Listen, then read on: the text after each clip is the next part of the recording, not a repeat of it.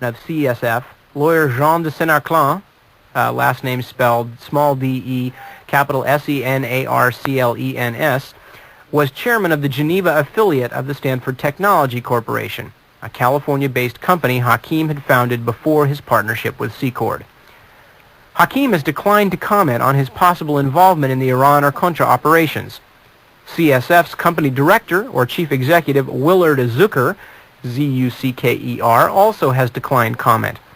Attorneys for both men say they have done nothing illegal. Excuse me, Nip, why don't you start, like a fool, I forgot to start the second tape recorder, so why don't you pick this article again up right here so we don't lose any material in the archive. Very good. For those of you, again, not quite aware of what's going on, a lot of these tapes are heard by people out of the area, and it's the only way they get to hear this, so bear with us here. We're going to go back over this section.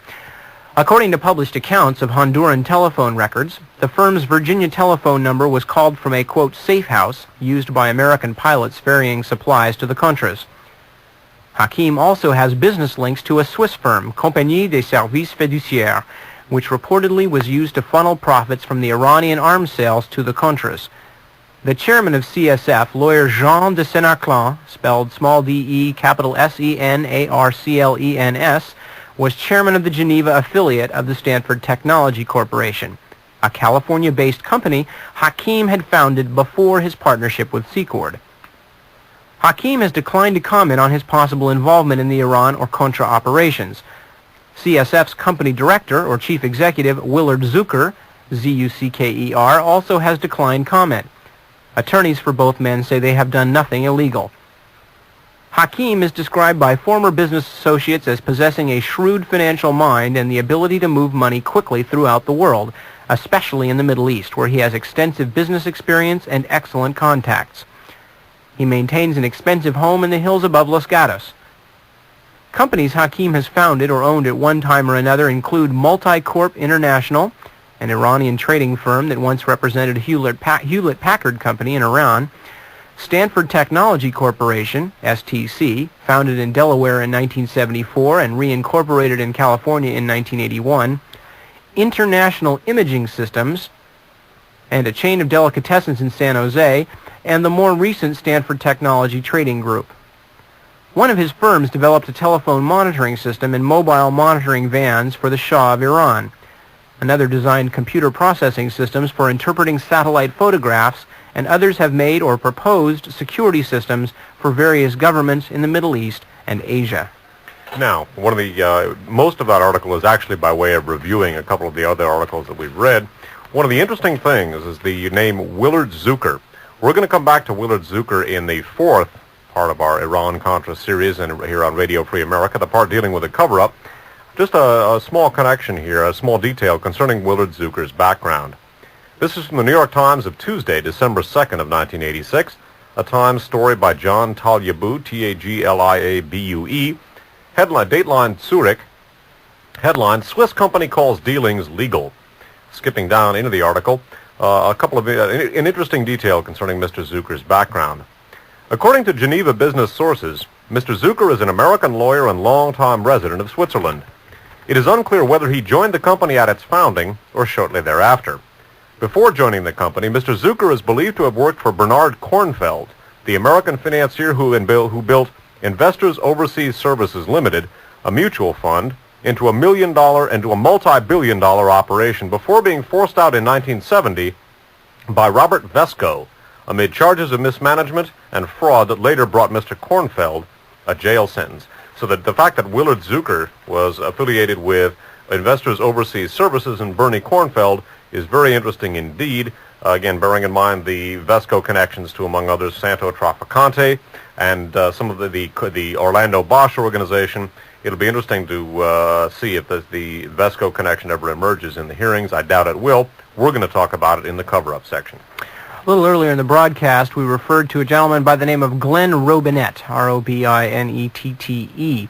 We're going to read a short article in which some of his involvement in the Iran-Contragate affair is detailed.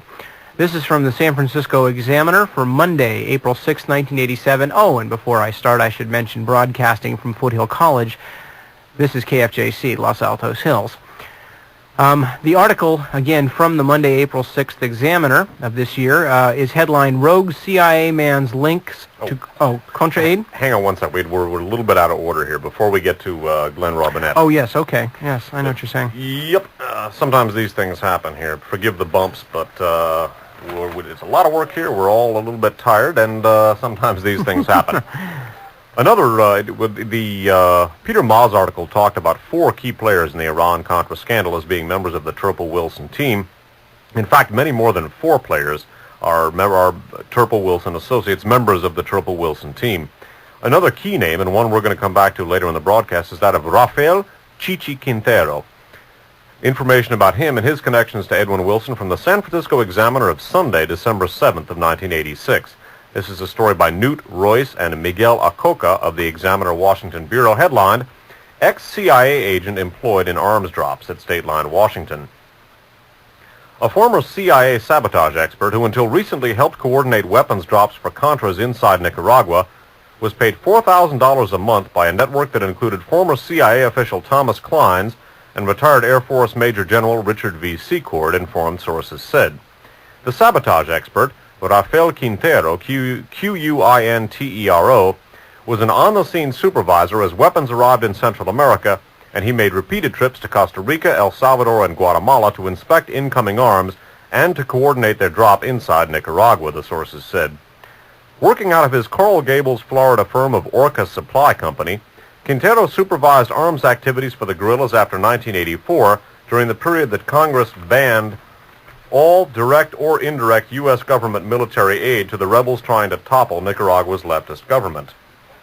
Several sources, including 2 with first-hand knowledge of the operation, confirmed that Quintero, a stocky, soft-spoken sabotage and weapons expert known to his friends as Chichi, received a $4,000 a month fee from a network that supervised the operation. Many of the arms shipments, the sources said, were paid by Saudi Arabian interests. The Examiner reported last week that Secord and his business associate, Albert Hakim of Los Gatos, had arranged Saudi-financed arms shipments to the rebel in an arrangement that preceded the Contra weapons deal linked to U.S. arms sales to Iran. Skipping down in the story, among the principals of the network, the sources said, were Kleins, to whom Quintero once reported when both were in the CIA, Secord, who has also been linked to the U.S. arms shipment to Iran this year, and Hakim, an arms dealer who Secord met in Iran in the mid-1970s. The sources said Quintero left the Secord-Hakim Kleins network several months ago. He was replaced by Robert C. Dutton, a retired Air Force colonel who worked for Secord when Secord oversaw U.S. military sales in Iran in the 1970s, they said.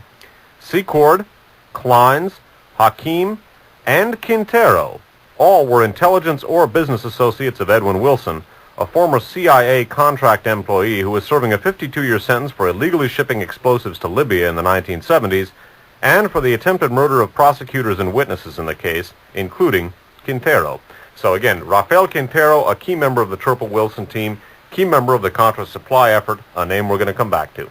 Another key member, the one we began and then realized we hadn't talked about, Chichi, is a man again by the name of Glenn Robinette, another one who serves the dual purpose of, or not so dual purpose, of being a member of the Wilson Turple gang and also at the same time being up to his elbows in the Iran-Contragate scandal. Again, the article is from the Monday, April 6, 1987 San Francisco Examiner. The headline, Rogue CIA Man's Links to Contra-Aid.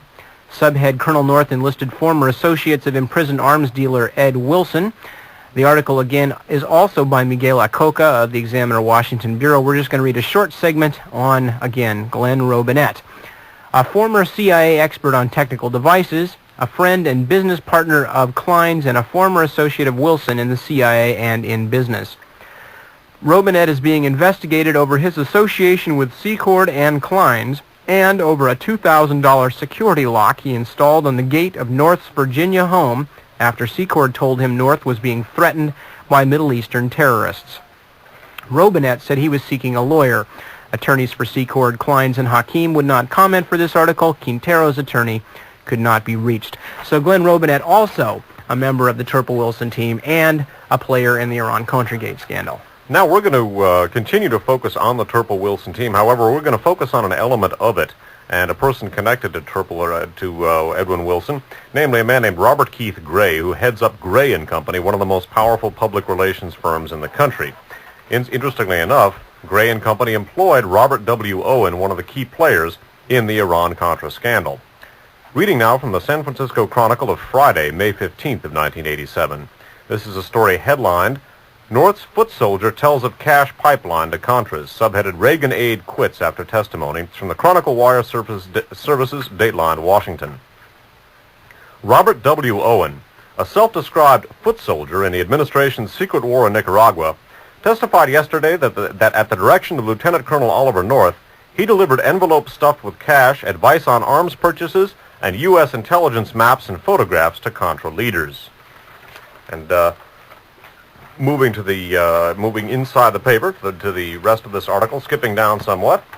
In June of 1985, Owen was sent by North to a meeting at the home of retired Army Major General John Singlaub in Tabernash, Colorado, to discuss a $5 million shipment of arms that Singlaub was about to make to the Contras. Also said to be in attendance were Soldier of Fortune publisher Robert K. Brown and several of his associates. From there, Owen traveled, carrying a list on a legal pad of the weapons that Singlaub intended to buy, to San Francisco, where Calero. From there, Owen traveled, carrying a list on a yellow legal pad of the weapons that Singlaub intended to buy, to San Francisco, where Calero was delivering a speech at the Commonwealth Club.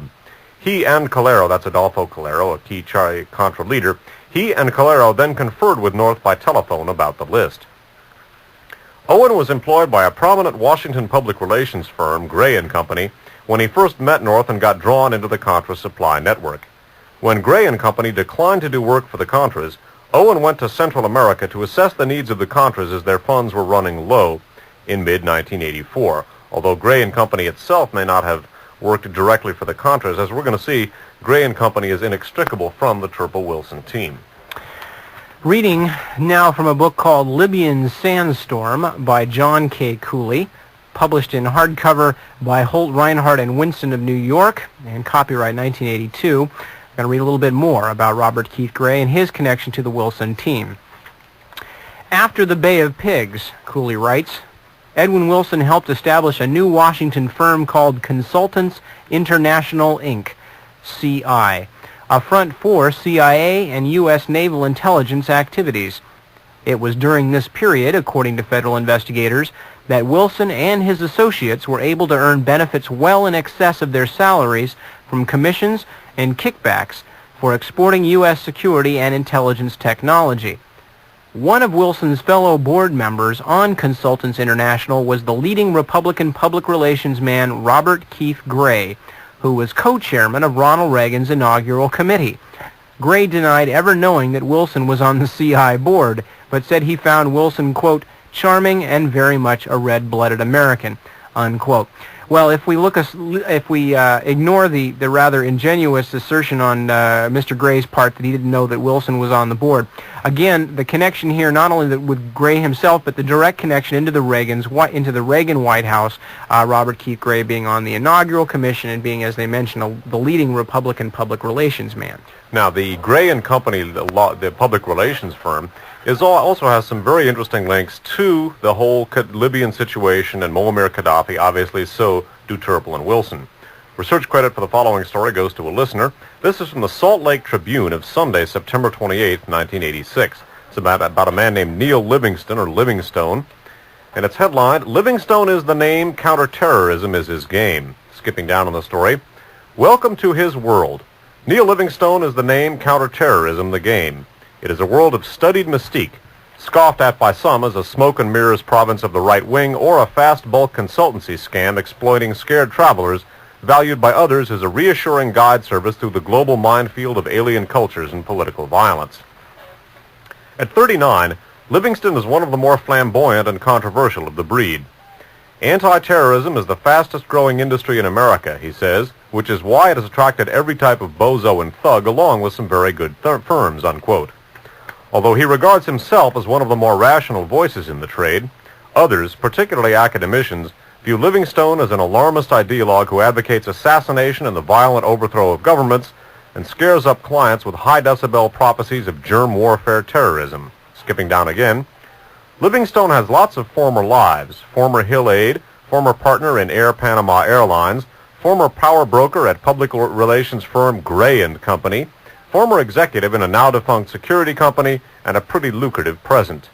Skipping down still further in the article, enter Bob Gray, who, quote, wanted to create an international division, unquote, of Gray & Company. Livingstone, let me begin again. Enter Bob Gray, who, quote, wanted to create an international division, unquote, of Gray & Company. Livingstone's credentials?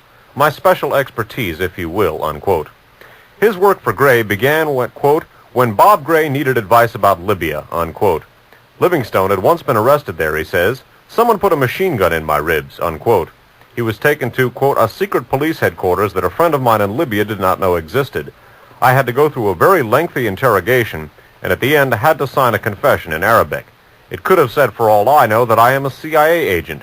It was pure expletive, but I figured I was in a tight spot. Afterward, there were profuse apologies, and they let me go. I never figured out whether it was mistaken identity or what. Last year, Livingstone, who supervised Gray's foreign operations, was placed on leave after the company reached a severance agreement with its then vice chairman, Alejandro Orfia. This followed an investigation of Gray's Madrid office, which raised concern that Orfia had been involved in money being transferred from a client to a Spanish legislator for the purpose of influencing legislation. Livingstone's name never surfaced in any of the alleged dealings except as supervisor of foreign operations.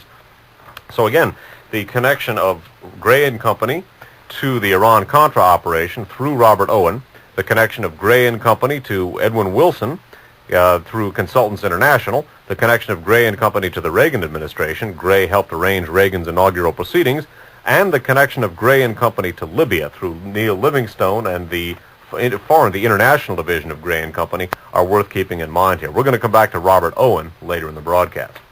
Another interesting gentleman who, as far as I know at this point, we're still not positive that this connection exists, but it's something to speculate about anyway. His surprise appearance is detailed in the San Francisco Examiner for Friday, June 5th, 1987, in their Iran-Contra hearings section.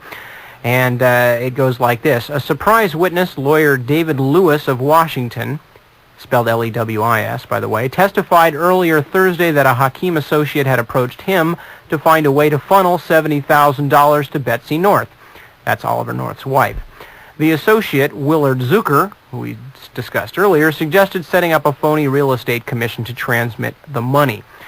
Then skipping down and looking in the witness file, as they call it, for the New York Times, Friday, June 5th, 1987, talking about the same David M. Lewis. They give some personal and pertinent facts as follows. Age 40, position partner in the Washington law firm of Finkelstein, Thompson, Levinson, and Lewis, practicing primarily securities law. Role, Mr. Lewis was approached by Willard I. Zucker, an American lawyer who in effect ran one of the Swiss companies involved in the secret transfer of funds from the Iranian arms sales to the Nicaraguan rebels, to help design a fund for Lieutenant Colonel Oliver L. North's wife, Betsy. Mr. Lewis testified that the amount in the account was to be approximately $70,000, but that nothing came of the conversation. He called the committee and volunteered his testimony. Now, the question with David Lewis is he just a lawyer that Willard Zucker called out of the clear blue sky and asked to arrange a shady transaction for no reason, or as David Lewis in some other way showed up earlier in this series of interwoven connections? Now, we're going to be, again, we don't know if this is the same David Lewis, so this is a speculative link here. We're, in essence, asking the question, are these David Lewises one and the same? A book about Edwin Wilson, not in and of itself that good a book, called The Death Merchant by Joseph C. Goulden, G-O-U-L-D-E-N, is worth contemplating in this regard. There's a lot of good information in the book, but it discounts Wilson as an active intelligence agent, and that's frankly ludicrous. Again, this is The Death Merchant, subtitled The Rise and Fall of Edwin P. Wilson, by Joseph C. Goulden, G-O-U-L-D-E-N, and Alexander W. Raffio, R-A-F-F-I-O, published in softcover by Bantam Books, copyrighted 1985. About Edwin Wilson's defense, and one of the series of trials he had, Goulden and Raffio write as follows. Once again, Wilson was represented by new defense lawyers. For reasons he would not discuss, Harold Price Farringer had resigned himself to handling the appeals on the Houston conviction, and the active defense evolved to a three-man team of Michael G. Dowd, D-O-W-D, David Lewis, and William Mogulescu, Mogulescu. Scrappers all, the new lawyers had attracted attention earlier in 1983 by winning acquittal for persons accused of smuggling guns to the Irish Republican Army. Dowd, the legal counsel, said only, quote, "We got a phone call and Ed Wilson was suddenly our client 6 weeks before trial." Phew.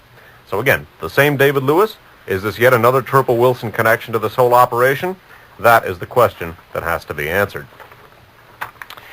Okay, now we're going to go on and talk about another one of the most interesting players in this whole thing, and a man who we have again been talking about for a great length of time. His connection to the various forces involved in the Wilson-Turple team are long-standing.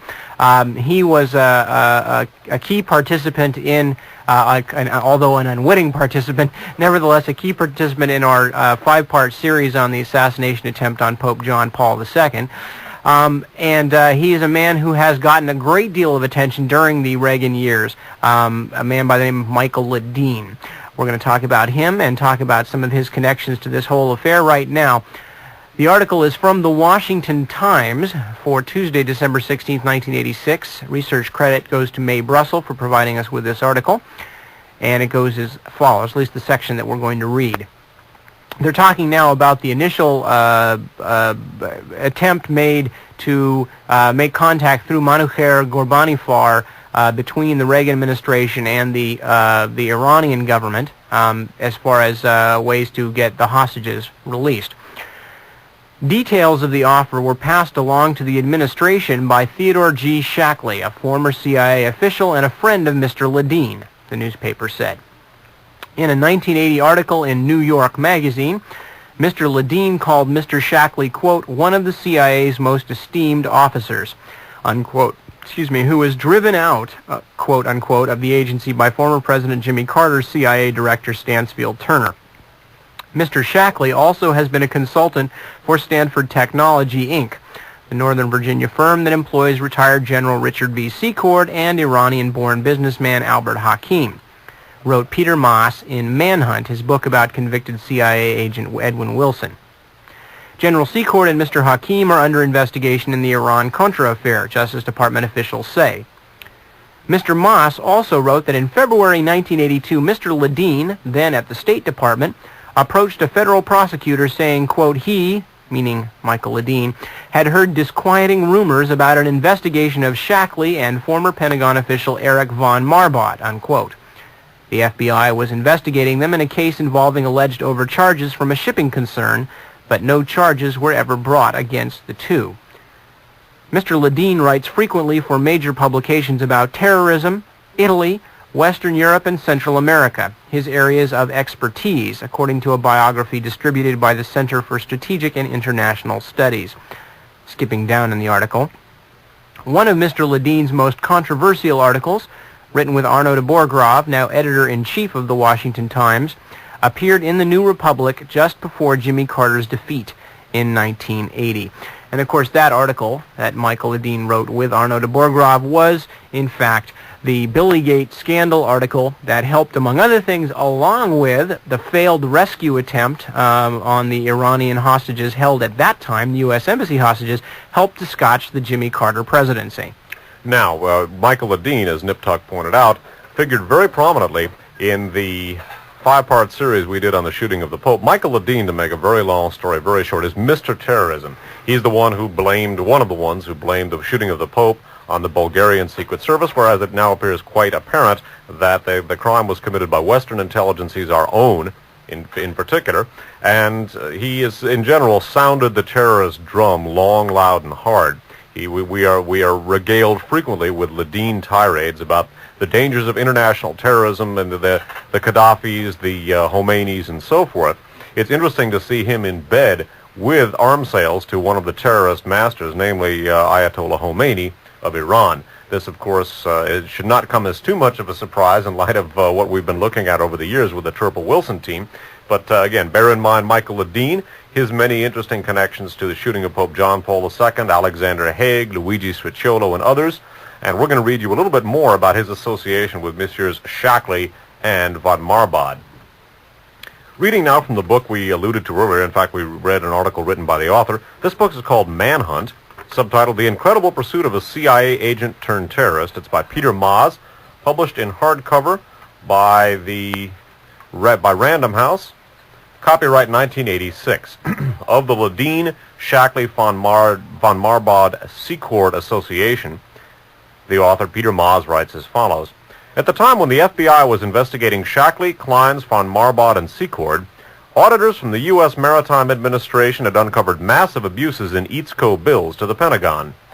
General Secord, the only one still in government service, was removed from his key position in the sale of arms to the Middle East pending a polygraph. But he never took the test. Instead, without any prior notification to the Justice Department, he was abruptly reinstated by Frank C. Carlucci, a former deputy director of the CIA who had become the number 2 man in the Defense Department. Then one night near the end of February 1982, Barcella got a curious visitation at home from Michael Ledeen, the State Department's expert on terrorism. Barcella knew Ledeen. He had bought the first house that Larry and Mary owned. As a writer on political and intelligence affairs before his State Department job, Ledeen had published a New York Magazine article savaging Admiral Stansfield Turner for forcing Theodore Shackley out of the agency. And now, in Barcella's den, Ledeen was saying that he had heard disquieting rumors about an investigation of Shackley and von Marbod, especially von Marbod. He was a man of impeccable honor, practically his idol, said Ledeen. He had saved countless lives and equipment after the fall of Saigon and of the Shah in Iran. Ledeen couldn't explain why von Marbod had suddenly quit the Pentagon because he had always been such a fighter, unquote, but Larry could be barking up the wrong tree. Any billing abuses that were being questioned might have gone for a covert operation. An interesting statement here by Michael Ledeen in light of the subsequent covert operation billing abuses which did indeed go to a covert operation. So again, Michael Ledeen, obviously an associate of many players of the Turple Wilson team, and also, at least from appearances, one of their main PR people, because many of the crimes committed by people associated with this team have been pounced on by Michael Ledeen as, crimes of the evil empire, etc., etc.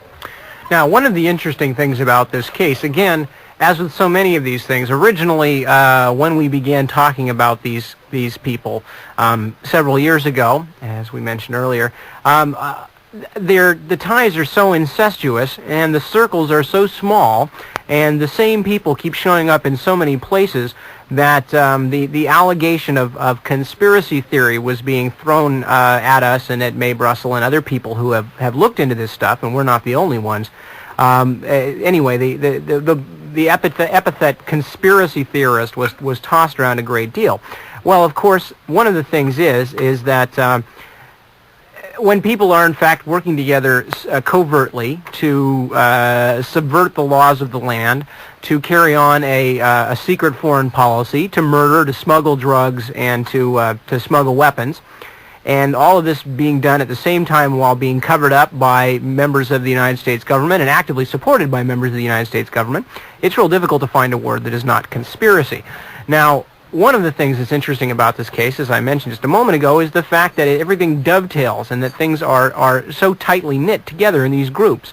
One of the things that spawned a lot of the, well, not spawned, but one of the things that led to a lot of the information in this case coming out, and in fact some of it coming out apparently with the help of Edwin Wilson, and we've been talking about at great length, is the Christic Institute suit we talked about earlier in the broadcast.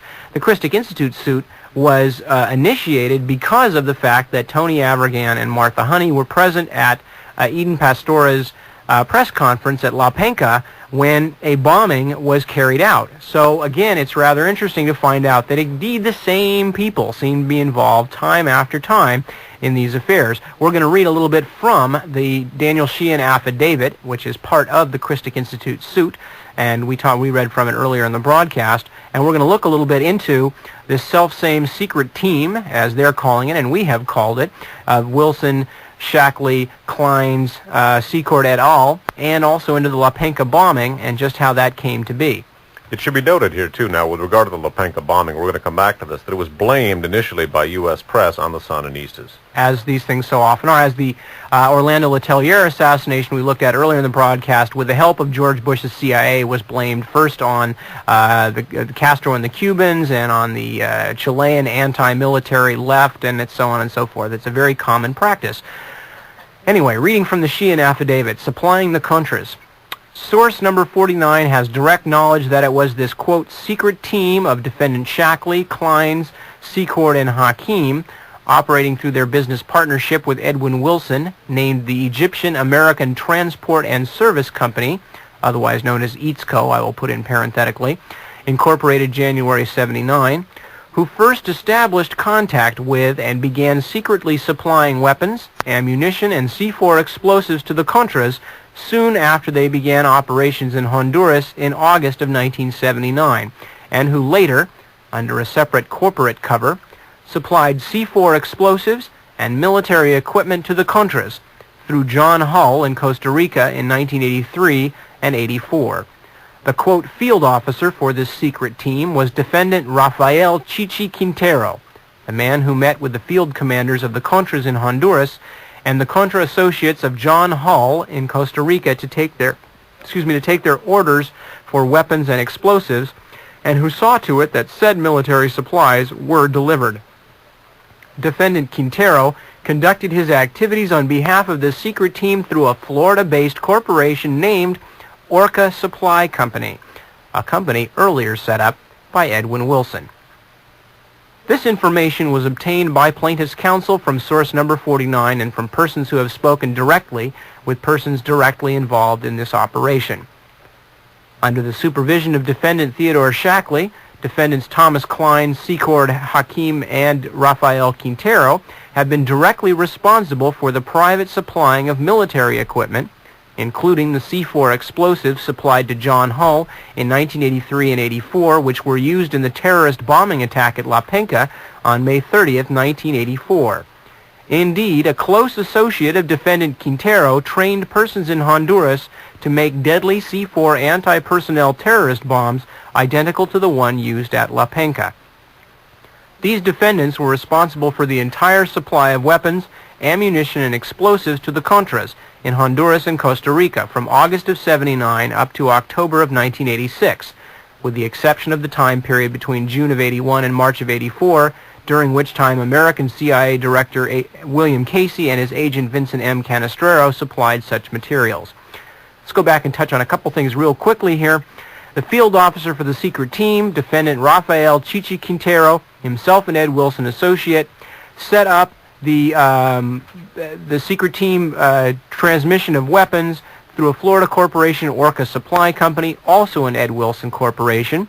In fact, Shackley, Klein, Secord, Hakim, Quintero et al. Have been responsible and tied to, in the Sheehan affidavit, the very C4 explosives supplied to John Hull, which were then turned around and used in the La Penca bombing. So we've got the explosives themselves coming directly through the Ed Wilson spawned secret team. We have other connections in the bombing also through the Wilson team. Now, a little bit about the bombing. One of the main reason for the bombing was that Eden Pastora refused to be aligned with the CIA and the other Contra elements, which were run by large elements whose military commanders basically were former Samacistas. Because of this, he became a pain in the CIA's side, and in particular, the secret team decided that he had to go. Reading now from an article in These Times, the issue of December 10th through 16th of 1986. Pastora refused to go along with the merger. He said the FDN would have to be purged of its Somocista commanders, remnants of the years of dictator Anastasio Somoza, before he would agree to such a plan. Pastora, the infamous Comandante Zero, battled to oust Somoza before turning against the new Nicaraguan government. On the 29th of May, 1984, a bomb exploded at Pastora's press conference in La Penca, Nicaragua. The Contra leader was injured, and 8 others were killed. Evidence strongly suggests that network members were responsible for the bombing, and some of them would later allegedly conspire against Tams. That's Louis Tams, former U.S. ambassador to Costa Rica. We're going to talk about that later. Members of the network linked to the Pastora plot reportedly met in Miami in January of 1985 to assess the problems with the La Penca bombing, and decided they would move against the recalcitrant Contra leader a second time. Jack Terrell, Terrell, a former mercenary who fought with the Contras in Honduras, says he attended that meeting. He has since turned against the Contras and is assisting in an ongoing congressional investigation of the arms network. See story on page 12. In an interview, Terrell named those in attendance. They included the network's heavyweights, Robert Owen, FDN leader Adolfo Calero, Tom Posey, John Hull, and Cuban-American Felipe Vidal, as well as several others. Amak Galil, G-A-L-I-L, a Libyan citizen and explosives expert who, Terrell later learned had planted the bomb, was waiting outside the door during the meeting, according to Terrell. "We put a bomb under him, Pastora, but it didn't work because of bad timing," Terrell quoted Felipe Vidal as saying.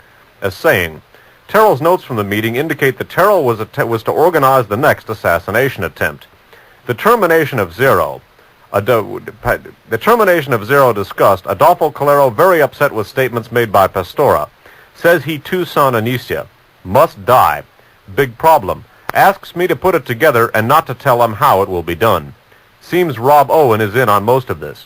Must appear that Sandinistas did it. So Amak Galil, a Libyan, is the explosives expert who actually planted the La Penca bomb. And again, the U.S. press did indeed portray the bombing at first as the work of the Sandinistas.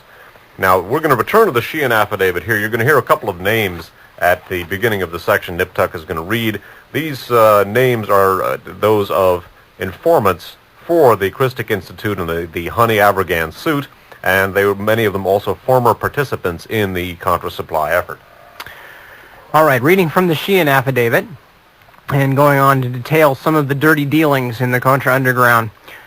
Cruz and Sains had informed David that the preliminary decision to assassinate Aiden Pastora had been made by John Hull, Felipe Vidal, Rene Corbo, and Adolfo Calero in a series of meetings in or around January of 1984, when it became clear to these men that Pastora was neither going to allow non-indigenous Nicaraguans, such as the Cuban Americans, to participate in his Costa Rican-based Arde military effort against the Nicaraguan government, nor was Pastora going to allow his Costa Rican-based Arde forces to be melded into a unified Contra command under the leadership of Adolfo Calero's Honduran-based FDN Contra force. David reported that this January 1984 preliminary decision to kill Pastora had been made in meetings held on John Hull's ranch among Hull, Vidal, and Corbo, and later between these men and Adolfo Calero in Honduras. David reported that this preliminary decision was finalized in a meeting in Miami, Florida in February of 1984 between Vidal and Corbo and their, quote, sponsor, Francisco Paco Chanes. It was Cruz and Sains who informed David as to the steps taken from the point of that final February 1984 decision in Miami to the actual bombing at La Penca on May 30th, 1984. Other sources set forth below have verified specific steps in this chain of events. They are as follows. In February of 1984, Felipe Vidal and Rene Corbo flew from San Jose, Costa Rica to Miami, Florida, where they met personally with Francisco Paco Chanes. Chanes was the de facto owner of two Miami-based seafood and import companies. These were Ocean Hunter, Inc. and Mr. Shrimp.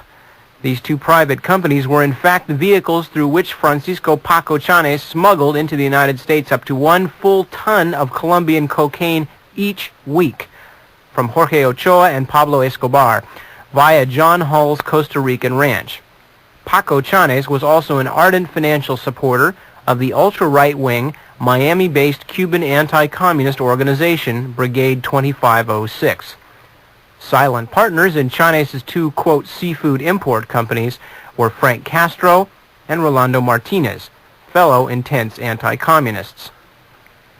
In this February 1984 meeting in Miami, held between Paco Chanes and Vidal and Corbo, Chanes gave his final approval to the participation of Vidal and Chanes in the assassination of Aiden Pastora. Vidal and Corbo then sought advice from Chanes as to whom they might retain to carry out this assassination. Paco Chanes sent Vidal and Corbo to meet with Frank Castro and Rolando Martinez. Vidal and Corbo met with Frank Castro and Rolando Martinez in Miami in February of '84 and were in turn sent to see one Niles Hines, H-E-I-N-Z.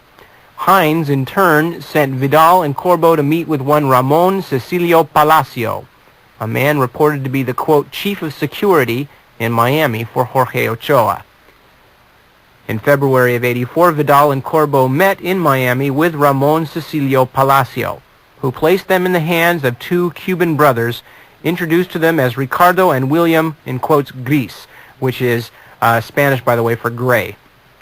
These two men are believed by plaintiff's counsel's sources to be, in fact, one Raul Villaverde and one of his two brothers, either Rafael, and in parentheses, if he was not really killed in a yacht explosion in Miami, or Jorge, a cocaine smuggler associated with Palacio and Ochoa.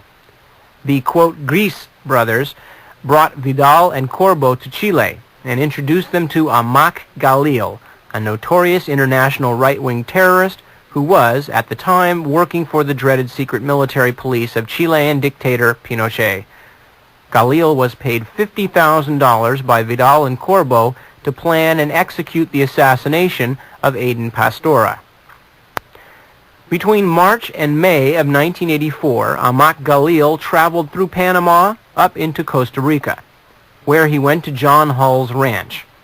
On John Hull's ranch, Galil obtained from John Hull 3 kilograms of C4 explosive, portions of which had been smuggled onto John Hull's ranch through the combined efforts of defendants Theodore Shackley, Thomas Clines, Richard Secord, Albert Hakim, Rafael Chichi Quintero, John Hull, Bruce Jones, Thomas Posey, Ronald Martin, James McCoy, and Mario Delamico.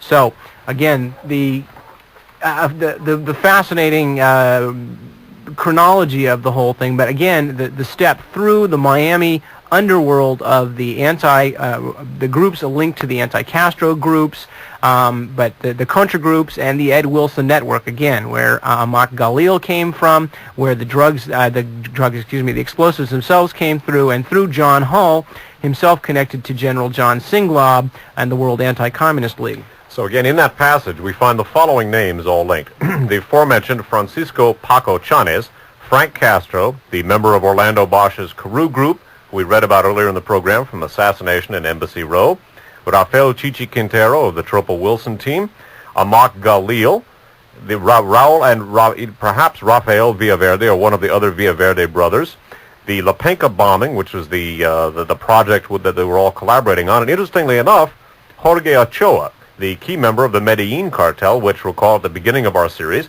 was supposedly trafficking drugs with the Sandinistas. In fact, they were working with the Contras, and this is what was bankrolling them to a considerable extent.